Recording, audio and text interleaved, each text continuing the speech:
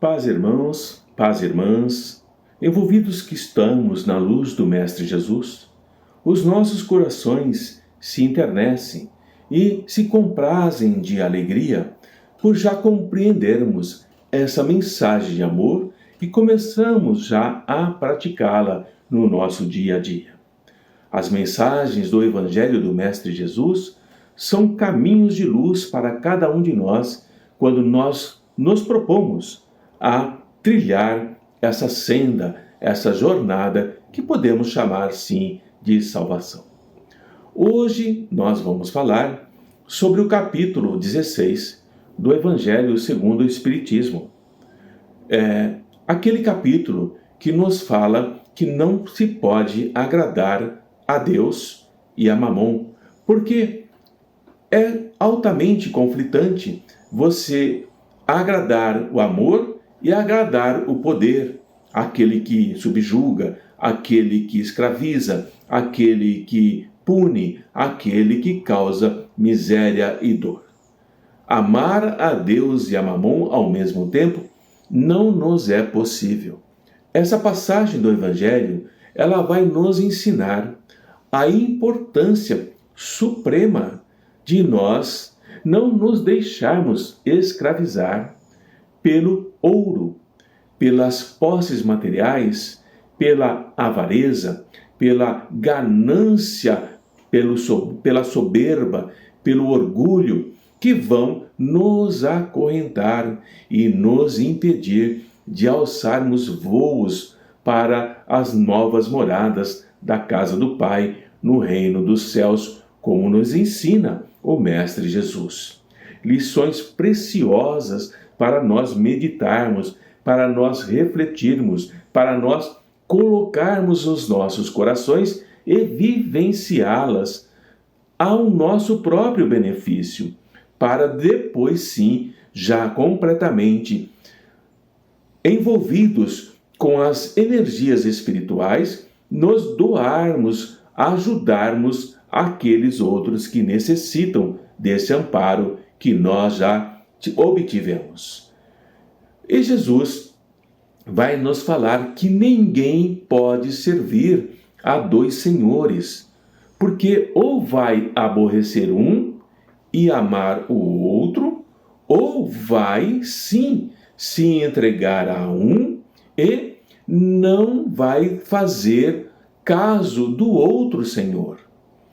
Acabará por aborrecer ambos.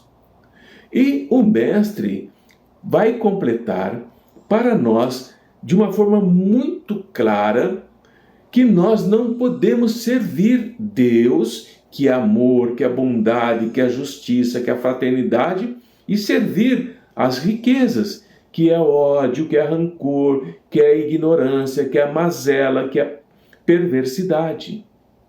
Quando um homem se dirige a Jesus, pedindo que ele diga ao seu irmão para dividir a herança que o pai havia deixado, Jesus pergunta: ó homem, quem me constituiu como juiz ou partidor dos vossos bens sobre os outros?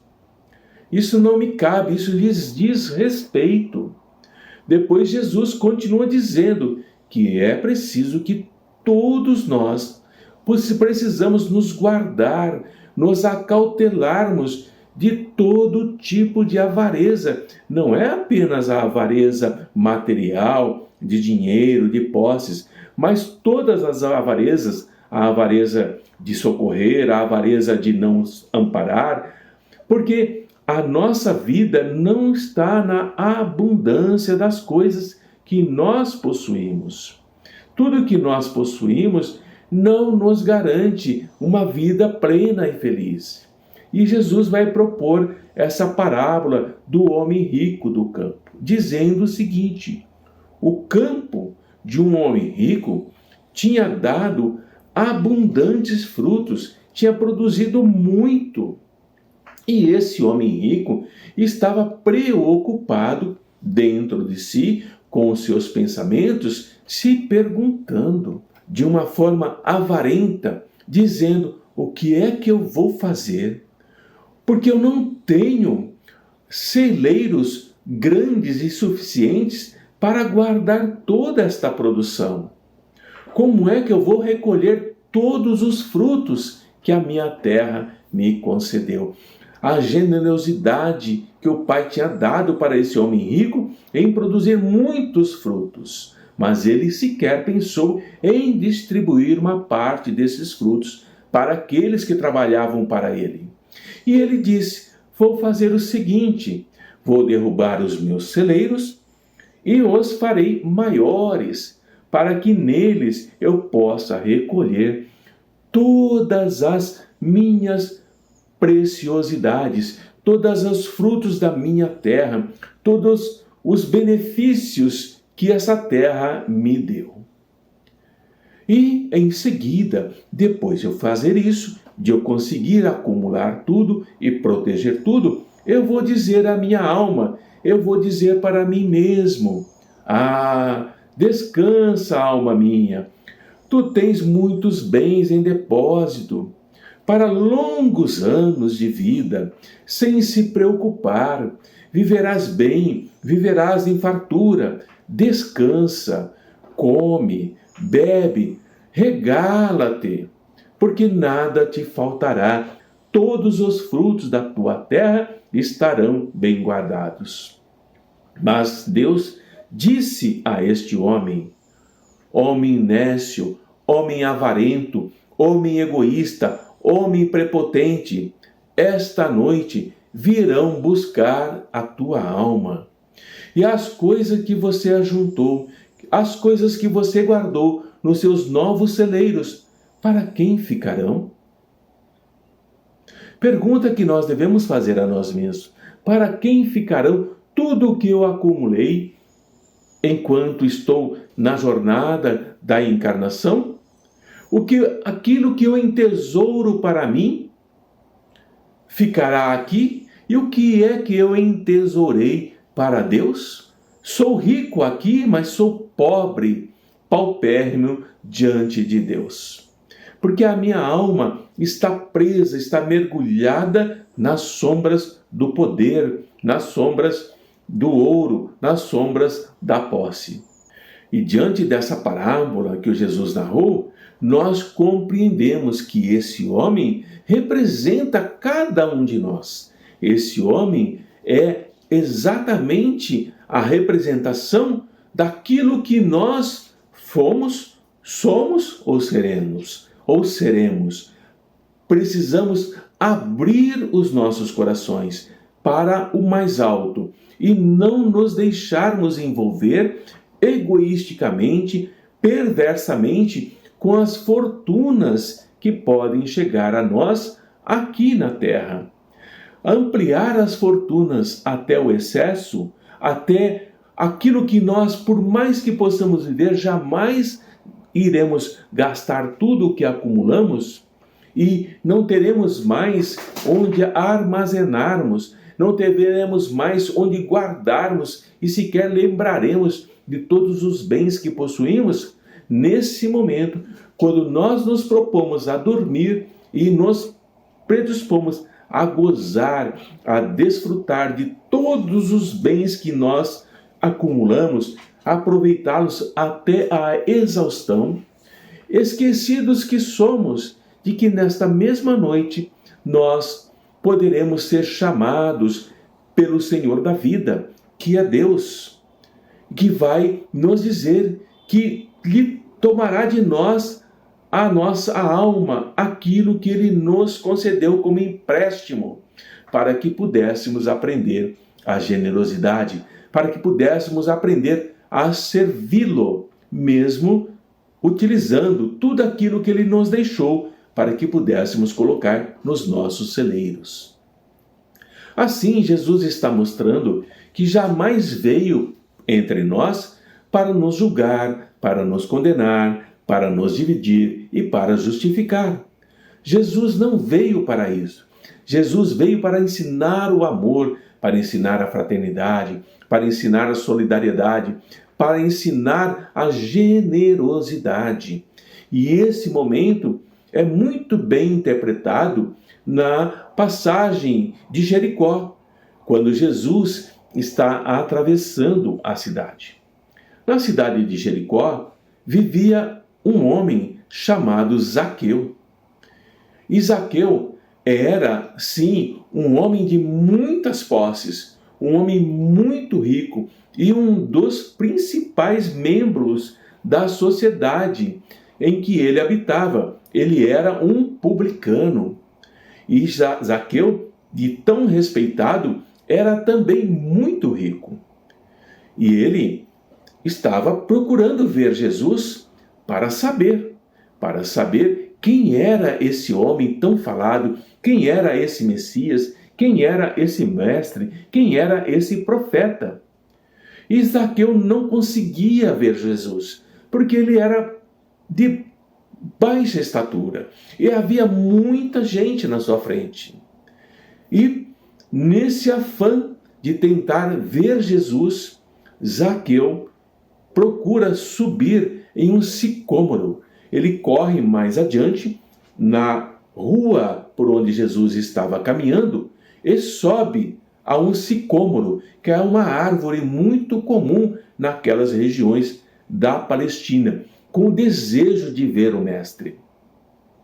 Porque sabia que por ali havia de passar Jesus, e ele o veria. E quando Jesus chegou àquele sicômoro, àquela árvore na qual Zaqueu estava alojado, levantou os olhos e viu Zaqueu. E lhe disse com toda a tranquilidade: Zaqueu, desce depressa. Porque importa, Zaqueu, que eu fique hoje em tua casa? E Zaqueu desceu da árvore com toda a pressa e recebeu Jesus prazeroso, se entregando de corpo e alma e mente ao Mestre, ao profeta, ao Messias. Mas, quando todos viram o que Zaqueu estava fazendo, começaram a murmurar. É o mesmo conosco. Quando veem que nós estamos fazendo algo que nos liga à espiritualidade, nos ligam a Deus, começam a murmurar. E eles murmuravam, dizendo que Jesus tinha ido se hospedar na casa de um homem pecador, um publicano, aquele que cobrava impostos. Entretanto, Zaqueu, quando se viu na presença de Jesus, abriu o seu coração e lhe disse: Senhor, eu estou aqui para dar aos pobres, para dar aos miseráveis, para dar aos necessitados, para dar àqueles que clamam por misericórdia, metade dos meus bens. De tudo que eu possuo, eu vou doar metade. E naquilo em que eu tiver defraudado alguém, que eu tiver usurpado alguém, que eu tiver enganado alguém, eu vou pagar 4 vezes mais. Zaqueu compreendeu que tudo o que ele possuía nada significava diante de Jesus, nada significava diante do Messias. E é nesse instante que Jesus diz para Zaqueu, porque Zaqueu estava sendo sincero e Jesus viu em seu coração e em seu espírito a sinceridade. Hoje, Zaqueu, entrou a salvação na tua casa, porque também és filho de Abraão.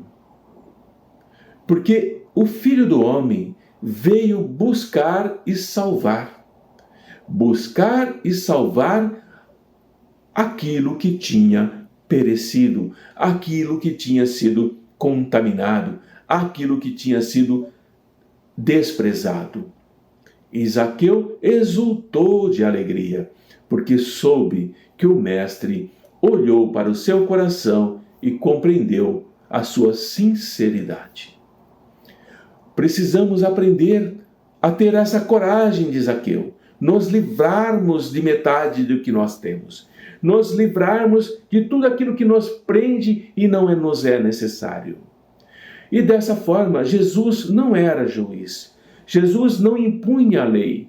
Jesus vivia a lei e sofria a lei, ensinando submissão aos códigos da lei, mesmo quando esses códigos eram injustos, quando esses códigos eram punitivos. Mas Jesus ensinava a submissão aos códigos da lei com o objetivo de estimular cada um de nós, cada ser daqueles que ali estavam ao lado dele, a ascender, a subir aos patamares superiores do pensamento, buscando o mais alto, buscando a bondade do Pai, servindo de consciência à justiça e às leis divinas, se libertando, se alforriando de qualquer retenção diante das posses materiais que são sim envolvidas pelo egoísmo, são sim envolvidas na nossa inferioridade, nas sombras que ainda carregamos dentro de cada um de nós, que é uma sombra competitiva, uma sombra existente em nós, vejam só, nos escalões inferiores da nossa transitoriedade, da nossa passagem carnal por essa terra, por esse planeta, por essa escola em que nós estamos a cada reencarnação aprendendo e progredindo. Queridos amigos, queridos irmãs e irmãos, a questão da riqueza, a questão do poder, assumiu na Boa Nova, na mensagem de Jesus, uma postura relevante, importantíssima, que nós precisamos atentar, que nós precisamos verdadeiramente compreendê-la, que os ricos, milionários, abençoados, não são os possuidores das coisas.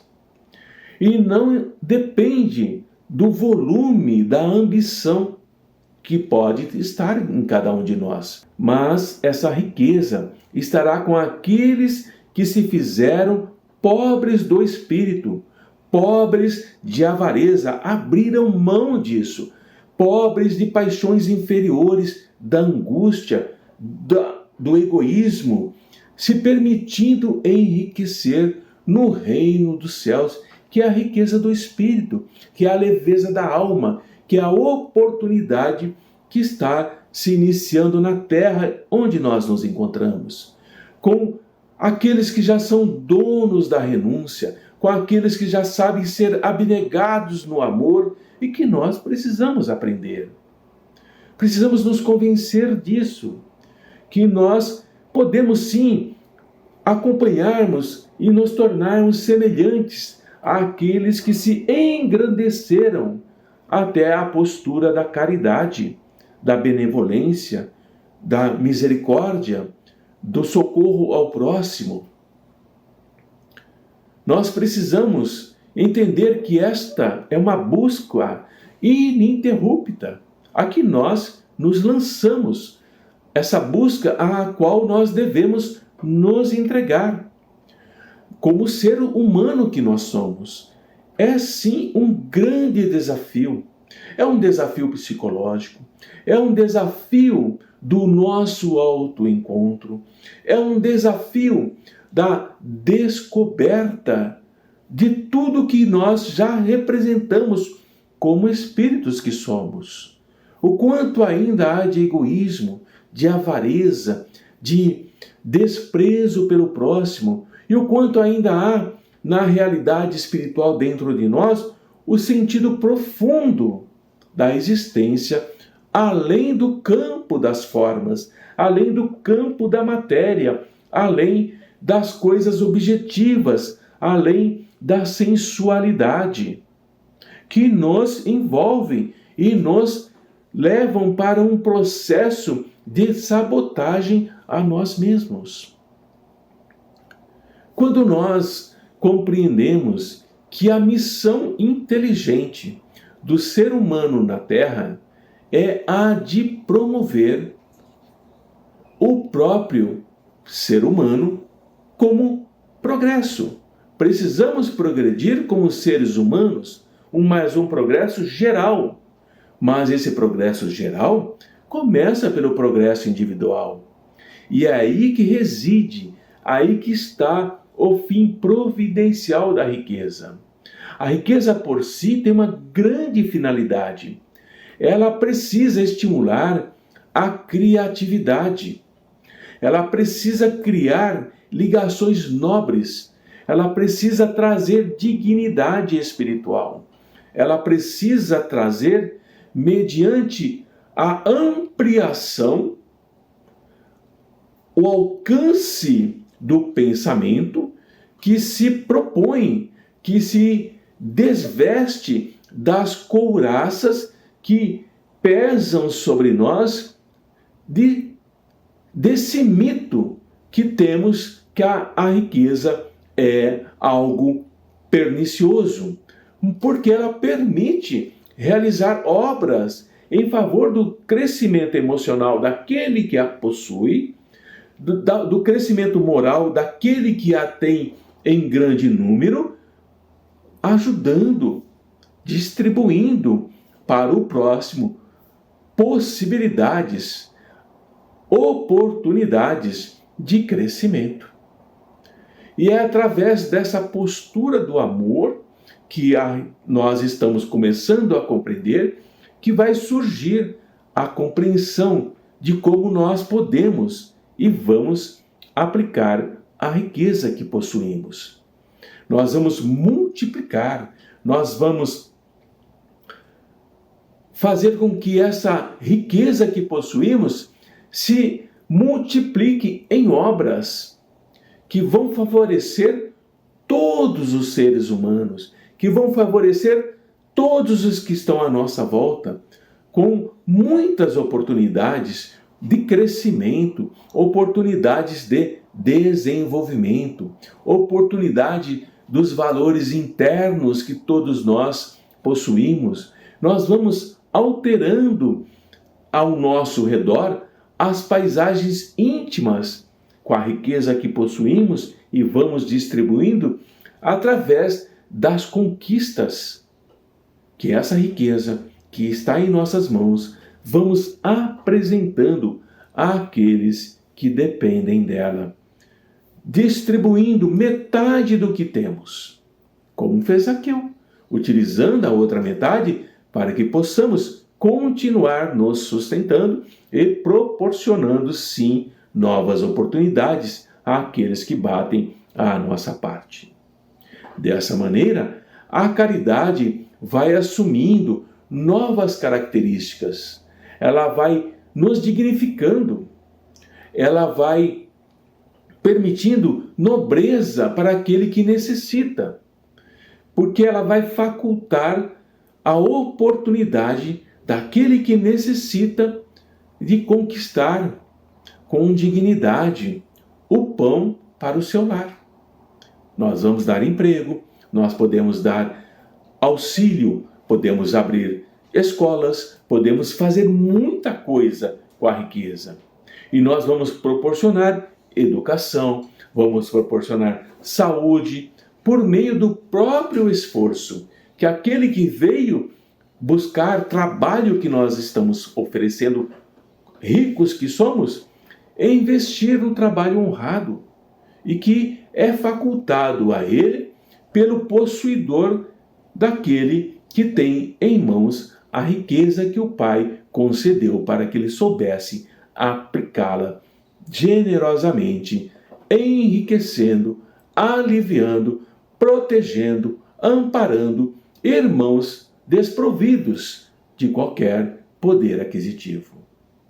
Essa forma de aplicar a virtude da caridade, que é distribuir a riqueza, isto é, amar a Deus e não a Mamon, essa caridade, ela permite que aquele que está distribuindo a riqueza em nome do Senhor vai se enriquecer como administrador do que apenas amealhando, guardando nos cofres da usura e da avareza.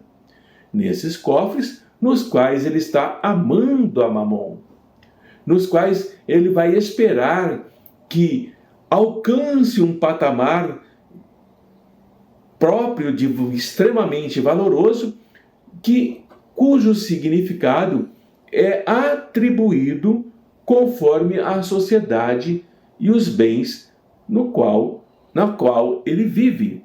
Esses bens materiais serão medidos pela sociedade na qual ele faz parte. Mas agradar a Mamon, agradar aos homens, competir para ver quem possui mais, quem é o mais rico, quem é o mais poderoso, significa que é o mais miserável, é o mais pobre, é o mais paupérrimo diante do amor perante a Deus. Porque o transcurso de uma existência corporal, uma vida encarnada, é sempre muito rápida. A expressão de tempo, a expressão de lugar que nós estamos vivenciando, esse corpo orgânico que nós estamos carregando, passa muito rápido. A velocidade é absurda quando nós podemos considerar a dimensão do futuro que nos aguarda. A intemporalidade do mundo para o qual nós nos dirigiremos no presente que estamos agora preparando o futuro que pertence a nós como espíritos, lá quando nós estivermos livres dessa adoração a Mamon e amando ao Senhor. Amando ao Pai, amando a Jesus, distribuindo generosamente os bens que possam aliviar a dor do próximo. Viver esse presente, esse tempo, como dádiva que o Pai nos dá, é um serviço constante de construção do nosso interior, da nossa alma, do nosso espírito. Nós vamos construindo, exercendo essa ação de enriquecimento geral, como espíritos que somos. É um dever que cabe a cada um de nós, é um dever que cabe também aos possuidores de riquezas que são incontáveis, mas que poderão se tornar riquezas abençoadas, riquezas que vão contribuir, que vão favorecer, que vão se espalhar em torno dos seus recursos, levando alegria, levando alívio para a dor, levando conhecimento, levando comida, levando roupa àqueles que são desprovidos. É importante para todos nós, mas mais importante do que tudo isso, do que esses bens, do que esse angariar de riquezas, esse acumular em arcas, em bancos, em ações, em imóveis, em qualquer coisa que permita mostrar poder. Mais abençoado do que isso são aquilo que nós podemos acumular de ordem emocional, de ordem espiritual, de ordem moral, de ordem social, aquilo que nós podemos, com a nossa inteligência, sabemos administrar essa existência corporal, amando a Deus, servindo a um único Senhor, e não a dois senhores, porque estaremos trabalhando contra nós mesmos como espíritos. E a nossa memória, que se encarrega de arquivar todas as nossas experiências, arquiva todas as nossas tendências para o bem, para o bom, para o belo, para o eterno, é o que dirá o quanto nós temos de riqueza amando ao Senhor, que é o nosso Pai, e nos libertando do Senhor Mamon, que é aquele que nos escraviza. O sentimento do dever, que deflui, que sai da nossa consciência, que vai atuar em harmonia, em consonância com as soberanas leis da vida.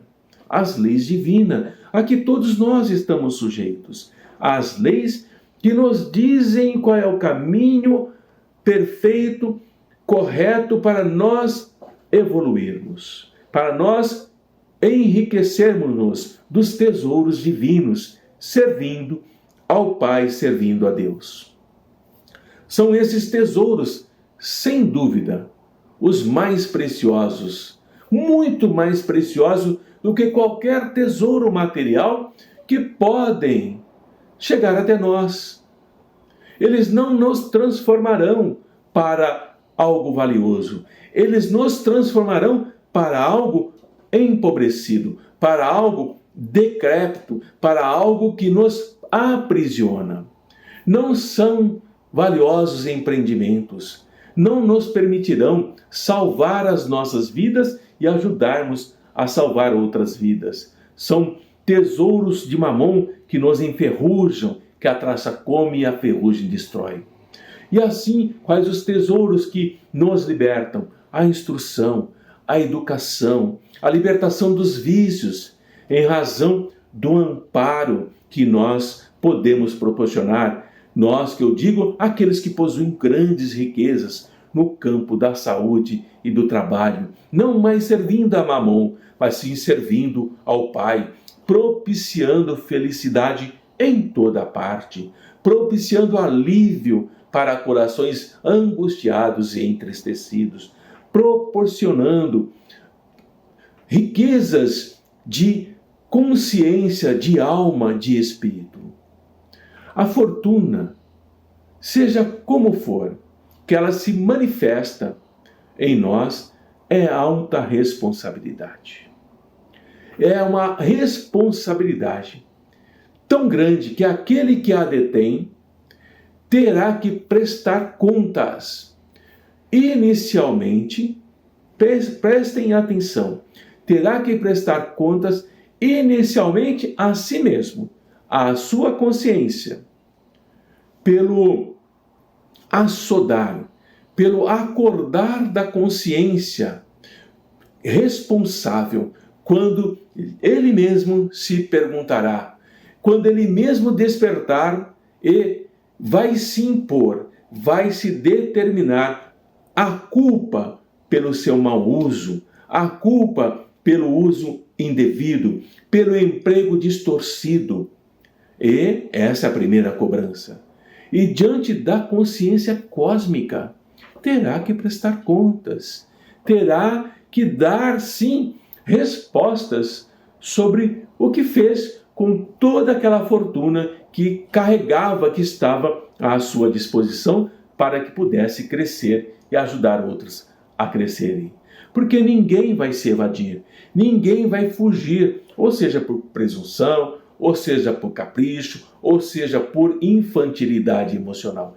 Nenhum de nós escapa das leis divinas, das leis cósmicas, das leis de ação e reação. Nenhum de nós escapa da lei do amor.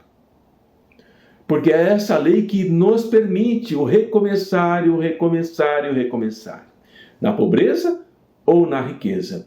Nós somos espíritos que vamos adquirindo experiências valiosas. Experiências que devem constituir para nós um patrimônio inalienável, um patrimônio de crescimento, um patrimônio no rumo do infinito. Esse infinito que aguarda a todos nós.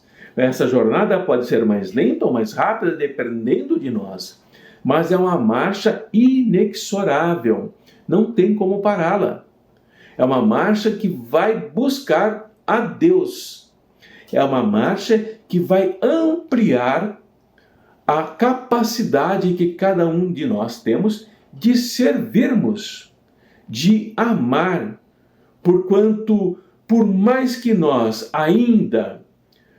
de um momento para outro, encontramos-nos indecisos e mesmo perdidos, mesmo nesses instantes, pode soar uma voz dentro de nós que vai nos dizer claramente, altivamente, que não poderemos negar que a estamos ouvindo. Que insensato és, você que possui tanta riqueza, que permitindo-se amar a Mamon e esquecendo-se de amar a Deus. Esta noite mesma, tomar-te-ão a alma.